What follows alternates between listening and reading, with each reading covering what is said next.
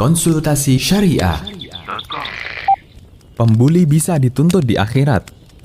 Pertanyaan, Ustadz, saya mau tanya, apa balasan bagi orang yang suka membuli temannya? Jawaban, Bismillah, wassalatu wassalamu ala rasulillah, wa ba'du. Terdapat banyak dalil yang melarang kita untuk saling menzalimi, baik zalim secara fisik, zalim lisan, maupun zalim perasaan. Tak terkecuali menghina orang lain di depan umum, agar dia jadi bahan tertawaan. Seperti tradisi bullying di masyarakat kita. Bagi sebagian orang, bisa membuli itu prestasi. Apalagi jika banyak yang menertawakan korban yang dibuli. Membuli yang dia lakukan berhasil. Dia sakit hati, dia meradang, namun tidak ada kemampuan untuk membalas. Dia hanya bisa diam, bahkan kadang menangis. Dia terzalimi, namun semua justru menertawakannya. Dahulu sempat ada seseorang yang melayangkan pertanyaan ke kami, dan dia mengisahkan masa lalunya ketika masih sekolah. Ketika dia mengingatnya, dia tidak sanggup untuk memaafkan kawannya yang suka membuli.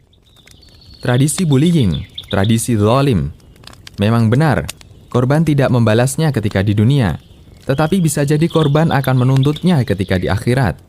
Dan Anda perlu yakini bahwa Allah tidak akan pernah melupakan tindakan kezaliman antar sesama hambanya. Allah Subhanahu wa Ta'ala berfirman, وَلَا تَحْسَبَنَّ اللَّهَ غَافِلًا عَمَّا يَعْمَلُ الظَّالِمُونَ إِنَّمَا يُؤَخِّرُهُمْ لِيَوْمٍ تَشْخَصُ فِيهِ الْأَبْصَارِ. Yang artinya, janganlah sekali-kali kamu mengira bahwa Allah lalai dari apa yang diperbuat oleh orang-orang yang zalim. Sesungguhnya Allah memberi tangguh kepada mereka sampai hari yang pada waktu itu mata mereka terbelalak karena melihat siksa. Quran Surat Ibrahim ayat 42. Kezaliman sering kita lupakan, padahal Allah selalu menghitungnya. Jika tidak selesai di dunia, berlanjut sampai akhirat. Nabi SAW pernah bercerita tentang orang yang bangkrut. Beliau bersabda, yang artinya, tahukah kalian siapa orang yang bangkrut itu? Para sahabat menjawab, orang yang bangkrut di tengah-tengah kita adalah orang yang tidak punya uang dan tidak punya harta. Lalu Rasulullah SAW menjelaskan, orang yang bangkrut dari umatku adalah yang datang pada hari kiamat nanti dengan membawa pahala sholat, puasa, dan zakat. Namun ia telah menghina si A, menuduh berzina si B, memakan harta si C, menumpahkan darah si D, dan memukul si E. Maka si A diberi pahala kebaikannya, dan si B, si C, dan seterusnya diberi pahala kebaikannya. Apabila amal kebaikannya habis sebelum terbayar semua kezalimannya, dosa-dosa mereka yang dizalimi itu diambil, lalu dilemparkan kepadanya. Kemudian dia dilemparkan ke dalam neraka. Hadis riwayat Muslim. Tidak ada hijab untuk doanya. Orang yang dizalimi, doanya sangat mustajab. Hingga Nabi SAW mengingatkan, Ittaqi da'watal madzlum, fa innaha laisa bainaha wa bainallahi hijab.